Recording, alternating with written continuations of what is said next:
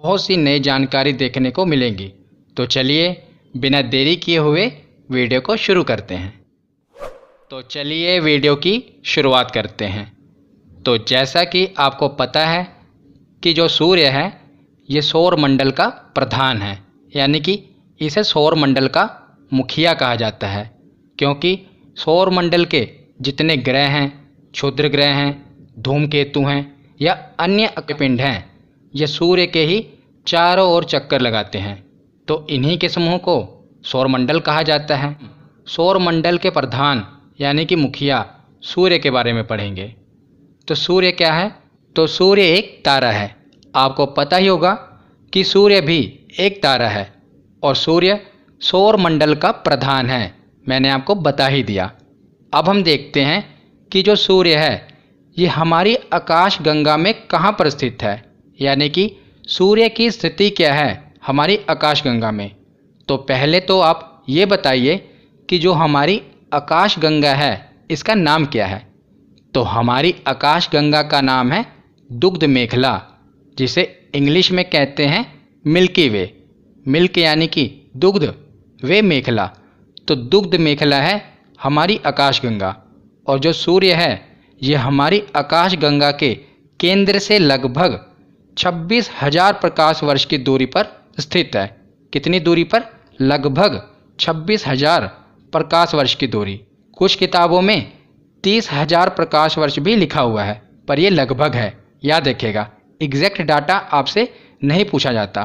कई किताबों में 26,000 भी लिखा हुआ है, कई किताबों में 30,000 भी लिखा हुआ है, पर ये दोनों ही लगभग हैं। और विकिपीडिया पर भी 26,000 प्रकाश वर्ष ही लिखा हुआ है। तो आपसे कभी एग्जैक्ट डाटा नहीं पूछा जाएगा। बस मैंने आपकी जानकारी के लिए बताया है कि जो सूर्य है ये हमारी आकाश गंगा के केंद्र से लगभग 26,000 प्रकाश वर्ष की दूरी पर एक कोने में स्थित है, जैसा कि आप इस इमेज में देख रहे हैं।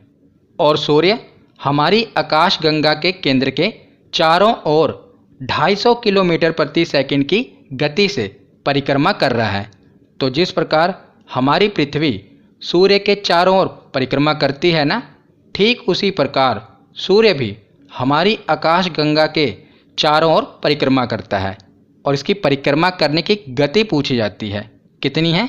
250 किलोमीटर प्रति सेकंड, याद रखिएगा। और सूर्य को हमारी आकाश गंगा का एक चक्कर लगाने में लगभग 25 करोड़ वर्ष लगते हैं। कितना? 25 करोड़ वर्ष। जबकि ये 250 किलोमीटर प्रति सेकंड की गति से चक्कर लगा रहा है, तब भी इतनी बड़ी आकाश गंगा है कि इसे 25 करोड़ वर्ष लग जाते हैं एक चक्कर लगाने में। और इसी को ब्रह्मांड वर्ष कहते हैं। जब ये एक चक्कर लगा लेता है तो उसी को ब्रह्मांड वर्ष कहा जाता है, याद रखिएगा।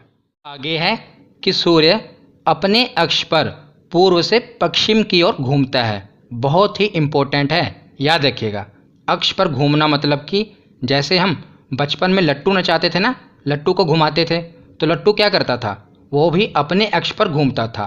तो ठीक उसी प्रकार सूर्य भी अपने अक्ष पर पूर्व से पश्चिम की ओर घूमता है, जिस प्रकार आप ये देख रहे हैं। तो सूर्य अपने अक्ष पर भी घूमता है और उसी के साथ साथ वो आकाश गंगा के भी चक्कर लगाता है।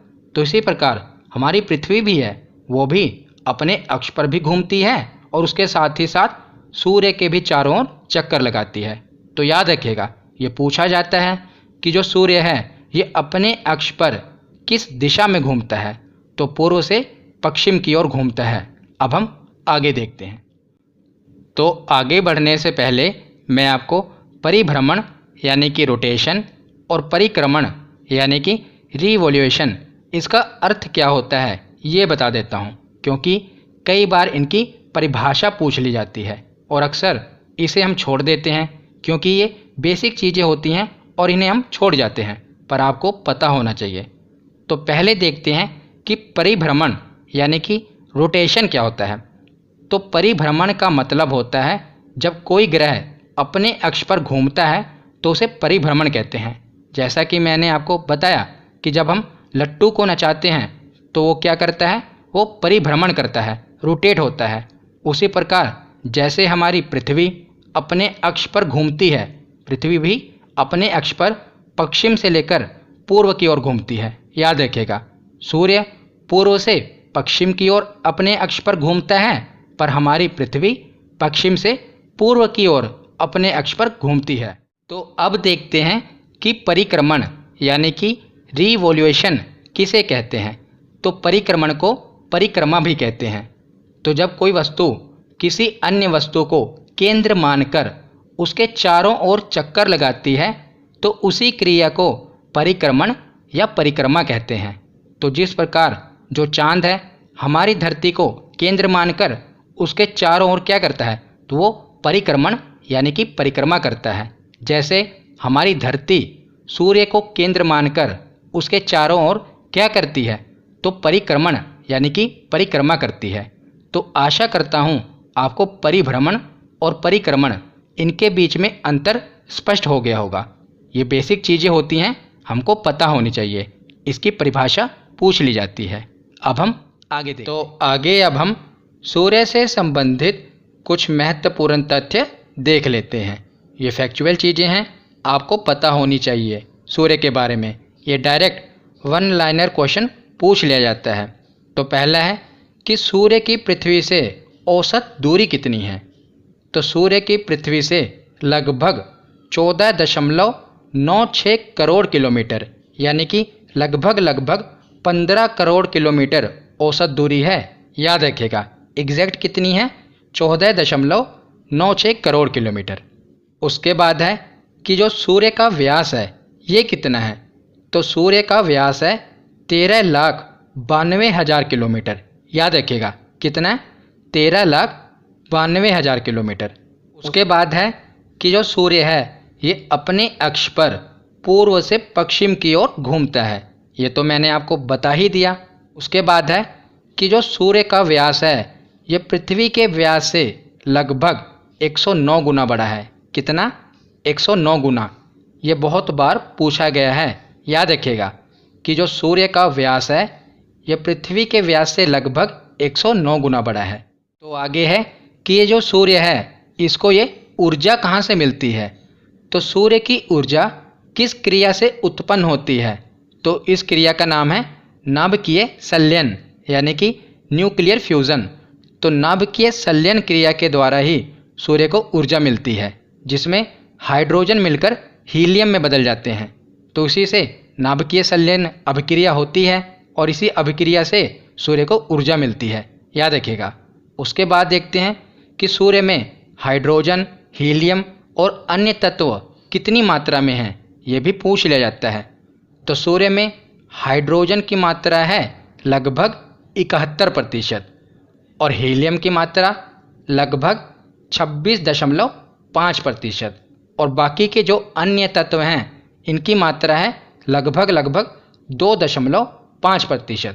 तो आपसे ये पूछा जाएगा कि सूर्य में सबसे ज़्यादा किसकी मात्रा है, हाइड्रोजन की। दूसरे नंबर पे है हीलियम। याद रखिएगा। अब हम आगे देखें। हम हमारे टॉपिक का सबसे इम्पोर्टेंट पार्ट सूर्य की संरचना के बारे में पढ़ते हैं। बहुत ही इम्पोर्टेंट है और बहुत से प्रश्न सूर्य की संरचना से पूछे जाते हैं, इसीलिए ध्यान से सुनिएगा। तो सूर्य की संरचना को 6 भागों में बांटा गया है। कितने भागों में, 6 भागों में। 3 आंतरिक भाग और 3 बाह्य भाग। तो पहले हम 3 आंतरिक भाग देख लेते हैं, उसके बाद 3 बाह्य भाग देख लेते हैं। तो सबसे पहला आंतरिक भाग कौन सा है, जो केंद्र में है, इसे कोर कहते हैं। हिंदी में कोर या क्रोड कहते हैं। दूसरा आंतरिक भाग है यानी कि सूर्य की दूसरी लेयर है जो कि आंतरिक है, इसका नाम है रेडिएटिव विकिरण मंडल। और तीसरा आंतरिक भाग है संवहन मंडल, कन्वेक्टिव जोन। याद रखिएगा। 3 आंतरिक भाग हो गए। अब 3 बाह्य भाग कौन से हैं। तो चौथी लेयर है, इसे कहा जाता है प्रकाश मंडल, फोटोस्फेयर। और 5वें भाग को क्या कहा जाता है, वर्णमंडल यानी कि क्रोमोस्फेयर। और सूर्य के सबसे बाहरी भाग को क्या कहते हैं, कोरोना, क्रीट कहते हैं। तो याद रखिएगा 3 आंतरिक भाग हैं और 3 बाह्य भाग हैं। ये हमने डायग्राम से समझ लिया।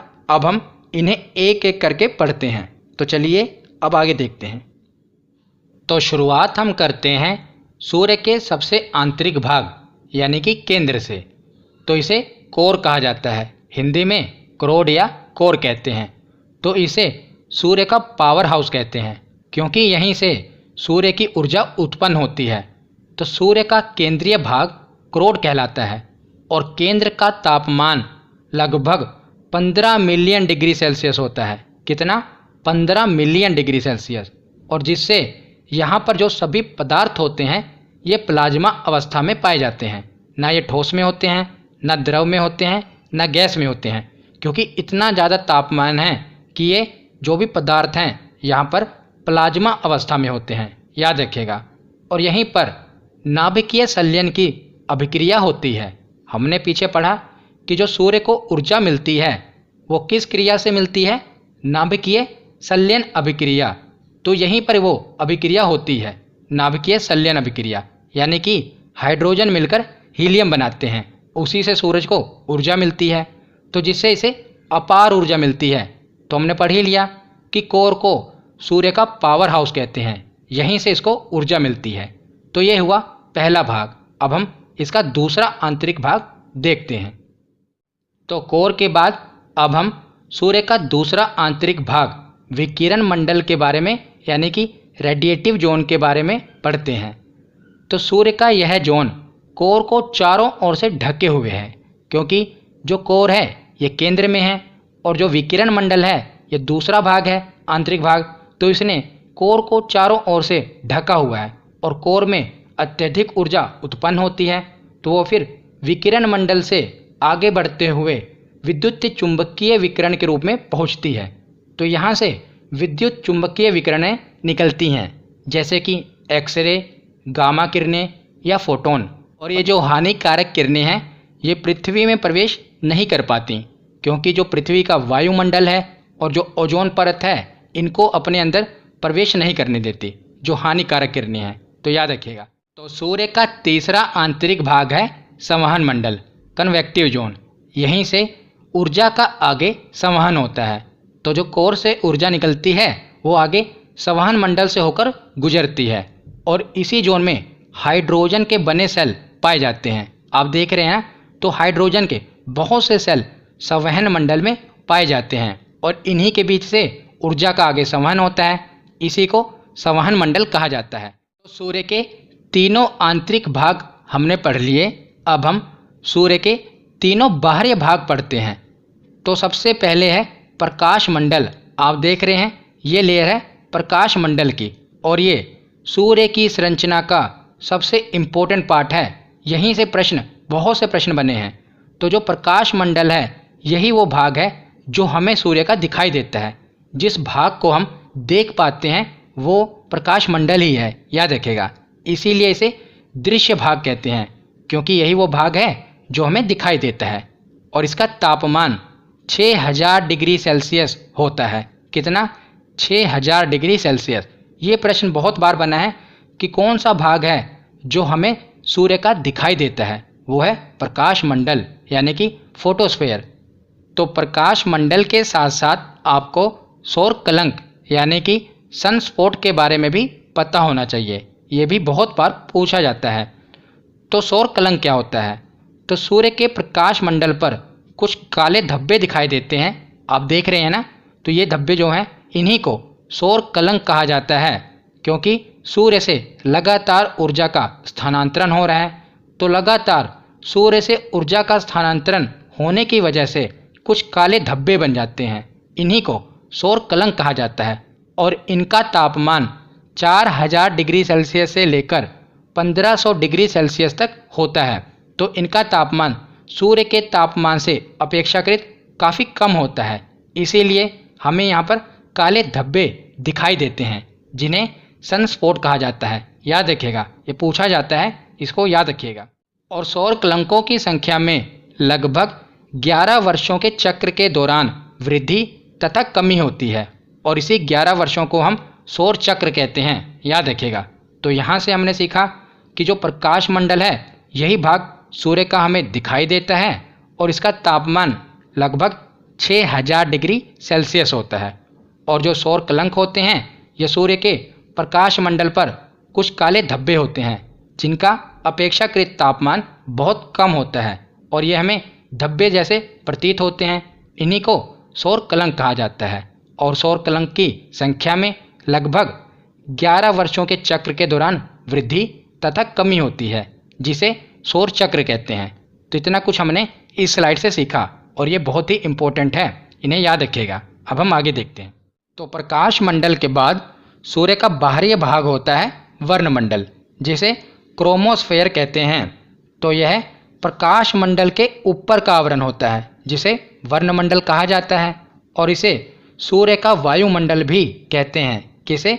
वर्णमंडल को। याद रखिएगा कि वर्णमंडल को सूर्य का वायुमंडल भी कहते हैं।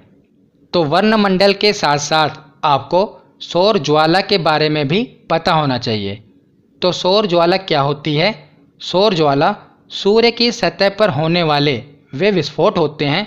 तो आपको पता ही है कि सूर्य में जो ऊर्जा उत्पन्न होती है ये नाभिकीय संलयन क्रिया के द्वारा होती है, यानी कि हाइड्रोजन मिलकर हीलियम बनाते हैं। तो सूर्य में कई विस्फोट होते रहते हैं।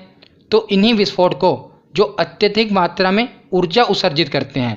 सूर्य में जो विस्फोट होता है और कई विस्फोट के कारण सूर्य में अत्यधिक मात्रा में ऊर्जा उत्पन्न हो जाती है जो कि लपटों के समान दिखाई देती है। जैसा कि आप ये देख रहे हैं, इसी को सौर ज्वाला कहते हैं। तो याद रखिएगा कि सूर्य की सतह पर कई प्रकार के विस्फोट होते रहते हैं और कई प्रकार के विस्फोटों के कारण अत्यधिक मात्रा में ऊर्जा उत्सर्जित हो जाती है और जो कि लपटों के समान दिखाई देती है। इसी को सौर ज्वाला कहा जाता है, जैसा कि आप इमेज में देख रहे हैं। तो सौर ज्वाला के साथ साथ एक और इम्पोर्टेंट कंसेप्ट आपको पता होना चाहिए, ये भी एग्ज़ाम में पूछा जाता है।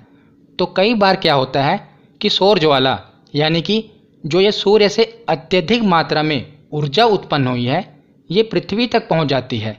पृथ्वी के गुरुत्वाकर्षण बल के कारण जो ये अत्यधिक मात्रा में सौर ऊर्जा उत्पन्न हुई है ये पृथ्वी तक पहुंच जाती है, पर ये पृथ्वी में प्रवेश नहीं कर पाती क्योंकि जो पृथ्वी का वायुमंडल है इस ऊर्जा को अपने अंदर प्रवेश नहीं करने देता। और ये जो अत्यधिक मात्रा में ऊर्जा है ये पृथ्वी के अंदर प्रवेश तो नहीं कर पाती पर वायुमंडल से घर्षण जरूर करती है। तो जो पृथ्वी का वायुमंडल है इसे घर्षण करती है जिसके कारण एक रोशनी दिखाई पड़ती है। तो याद रखिएगा इसी रोशनी को ऑरोरा कहा जाता है। क्या कहा जाता है? ऑरोरा। और यही रोशनी जिसे हम ऑरोरा कहते हैं, अगर ये पृथ्वी के उत्तरी ध्रुव में दिखाई दे तो इसे ऑरोरा बोरियलिस कहा जाता है और अगर दक्षिणी ध्रुव में दिखाई दे तो इसे ऑरोरा ऑस्ट्रेलिस कहा जाता है। याद रखिएगा यही दो चीज़ें पूछी जाती हैं कि सौर ज्वाला को उत्तरी ध्रुव पर ऑरोरा बोरियलिस कहते हैं और दक्षिणी ध्रुव पर ऑरोरा ऑस्ट्रेलिस कहते हैं। और वैसे भी अगर आप वर्ल्ड मैप देखेंगे तो जो ऑस्ट्रेलिया है ये दक्षिण में है, तो इसी से आप रिलेट करेंगे ऑरोरा ऑस्ट्रेलिस को कि ये पृथ्वी के दक्षिणी ध्रुव पर जो सौर ज्वाला है ये घर्षण करेगी, तो जो रोशनी होगी उसे ऑरोरा ऑस्ट्रेलिस कहेंगे दक्षिणी ध्रुव पर। अगर उत्तरी ध्रुव पर तो उसे ऑरोरा बोरियलिस कहेंगे। तो दोनों ही आपको पता होना चाहिए। अब हम आगे देखते हैं। तो सूर्य के 5 भाग हमने पढ़ लिए, अब इसका आखिरी और छठा भाग देखते हैं जिसे कहा जाता है कोरोना। हिंदी में कोरोना या किरीट कहते हैं। तो ये कोरोना बीमारी वाला कोरोना नहीं है। कोरोना जो शब्द है ये लैटिन भाषा का शब्द है जिसका अर्थ होता है क्राउन यानी कि मुकुट। तो इसे भी सूर्य का मुकुट कहा जाता है, इसीलिए इसका नाम रखा गया है कोरोना। तो यह सूर्य का सबसे बाहरी परत है और इसे केवल सूर्य ग्रहण के समय ही देखा जा सकता है। याद रखिएगा ये बहुत इंपॉर्टेंट है कि जो सूर्य का कोरोना वाला भाग है इसे केवल जब सूर्य पर ग्रहण लगता है ना, पूर्ण ग्रहण लगता है, तो जो सबसे बाहरी भाग होता है उसी को कोरोना कहा जाता है और इसे सूर्य का मुकुट कहते हैं। यही एग्जाम में पूछा जाता है कि बताइए सूर्य के किस भाग को सूर्य का मुकुट कहा जाता है? तो कोरोना वाले भाग को सूर्य का मुकुट कहा जाता है। याद रखिएगा। तो आज की इस वीडियो में हमने सूर्य के बारे में जितनी भी महत्वपूर्ण जानकारियाँ थी सब पढ़ ली। अब हम जो इसके प्रीवियस ईयर क्वेश्चन हैं ये सौर मंडल वाली वीडियो में जब हम सभी ग्रहों के बारे में पढ़ लेंगे तो उसके साथ कवर कर लेंगे। तो आज की ये वीडियो यहीं पर ख़त्म होती है। कैसी लगी ये वीडियो कमेंट सेक्शन में ज़रूर बताना। धन्यवाद। SB Saroj Kumar सब्सक्राइब कीजिए, इस चैनल को तथा लाइक कीजिए।